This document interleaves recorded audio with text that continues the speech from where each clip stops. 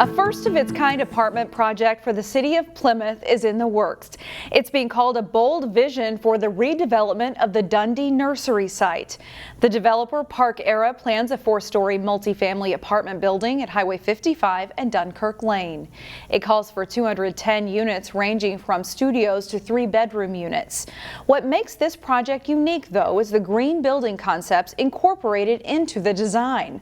Those include using geothermal energy, reusing rainwater for sanitary sewer needs, and creating a park with many trees. The sustainability factor, I'm excited about that. We haven't seen it anywhere close to this level, and I like that very much. The proposal also includes plans for a medical office building for Twin Cities Orthopedics, which is expected to create up to 200 jobs. While several residents have raised concerns about traffic, a city-backed study found the levels to be acceptable. The Plymouth Planning Commission recommended approval, with the City Council having the final say at its August 10th meeting. Police are still looking for the person who shot up a couple of cars near Huntington Place Apartments early Monday morning. It was the second shots fired incident there in as many days. The latest incident happened just after 3 Monday morning. Officers were dispatched to the area and found 2 unoccupied vehicles that had damage due to gunfire, but they didn't find the victims or the suspects. Another incident in which several vehicles were struck by gunfire occurred early Sunday morning. Both incidents are under investigation. Meanwhile, the Hennepin County Medical Examiner has released the name and cause of death for the man who died in a forklift accident at the Golden Valley Menards store last Thursday morning. The medical examiner says 19-year-old James Standback died of mechanical asphyxia, which means he was suffocated when a pallet of lumber fell on top of the forklift he was operating. Minnesota OSHA opened up an investigation into the accident. Records show no previous investigations at the Golden Valley Menards.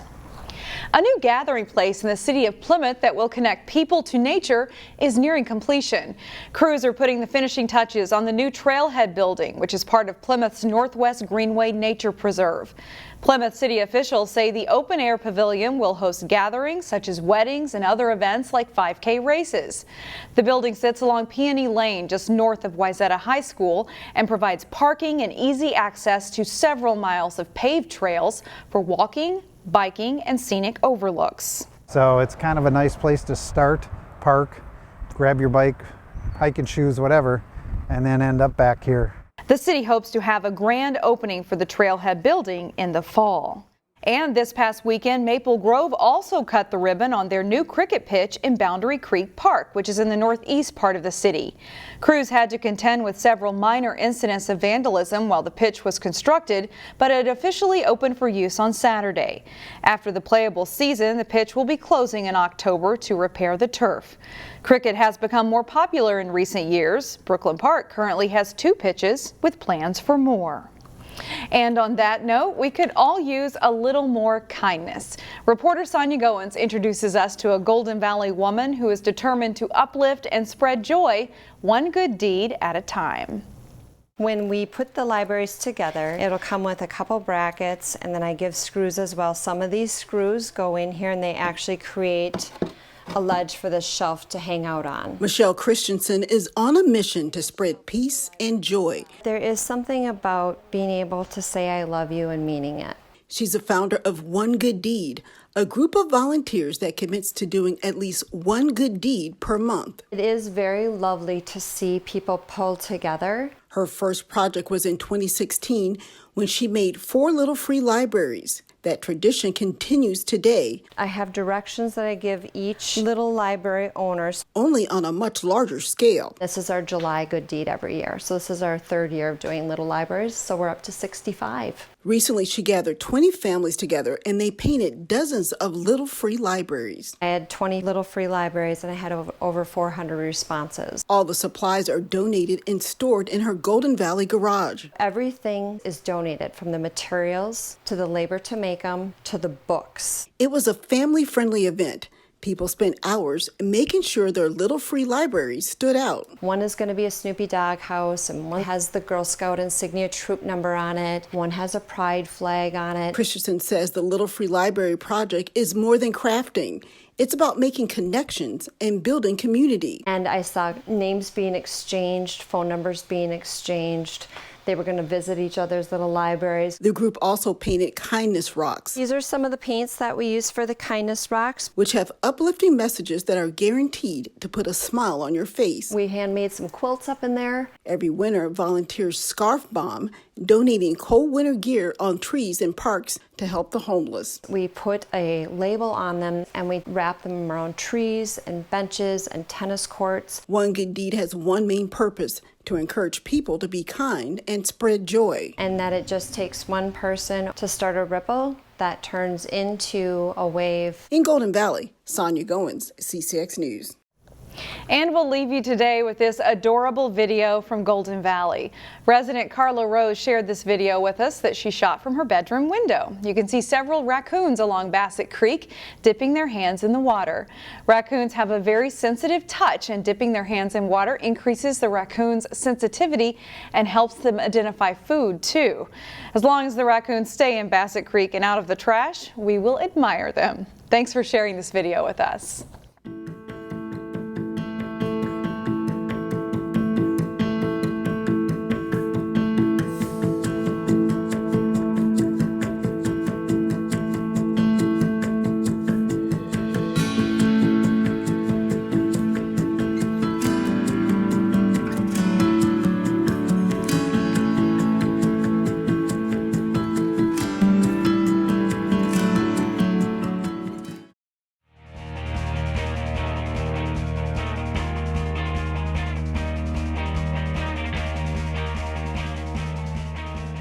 The pandemic wiped out the American Legion baseball season in 2020, but teams are back playing this summer. And over the weekend, we're looking to qualify for this week's state tournament in St. Cloud.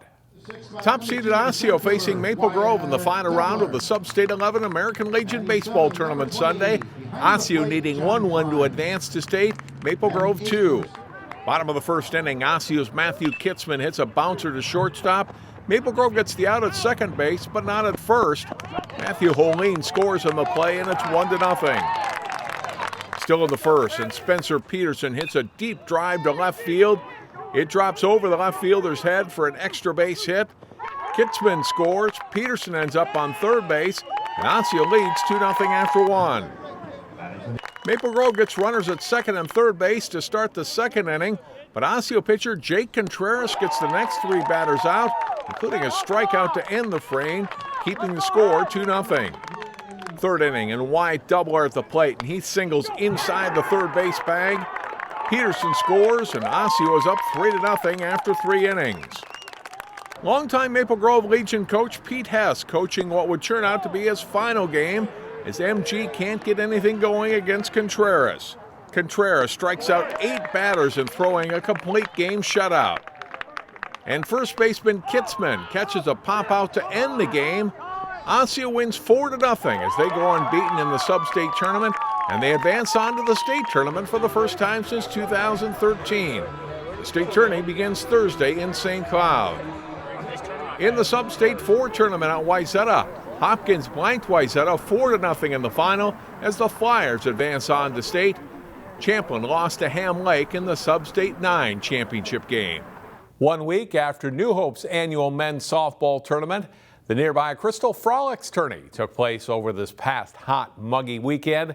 Champions were crowned at the Welcome Superfield on Sunday. Men's slow pitch softball at the Crystal Frolics Sunday, and the championship game of the Silver Division featuring MBD of Brooklyn Center in gray and black facing GGM in white. Bottom of the first inning, and watch the catch by MBD's Tim Fierst in left center field as he lays out to make the grab and takes away multiple runs. It's a 1-1 game after 1. Bottom of the second, and GGM Steve Kinzel lifts one deep to right field. It falls between the right fielder and the fence for a hit.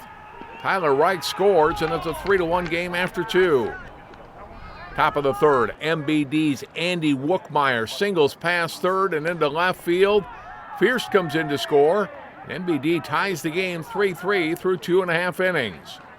But GGM counters with a huge bottom of the third inning with the bats. Jake Marjanovic blasts one off the fence in right field. Alec Gullickson and Nick Balega both score as GGM takes the lead for good. 2 batters later, it's Kinzel with a base hit to right field. Reich scores for another run. Later in the inning, Gullickson at the plate, and he sends one deep to right center field and off the fence. Corey Kiekofer and Bob Gear score, part of a 9-run inning for GGM, and they lead at 12-3 after 3. Bottom of the 4th, Raheem Hampton gets a hold of one and sends it over the fence for a home run. GGM goes on to win the Silver Division Championship 15-3. Team Stoop won the Men's Gold Division Final. In Crystal, John Jacobson, CCX Sports. And that's all for sports. I'm John Jacobson. Find more prep sports games and highlights at ccxmedia.org and follow us on social media.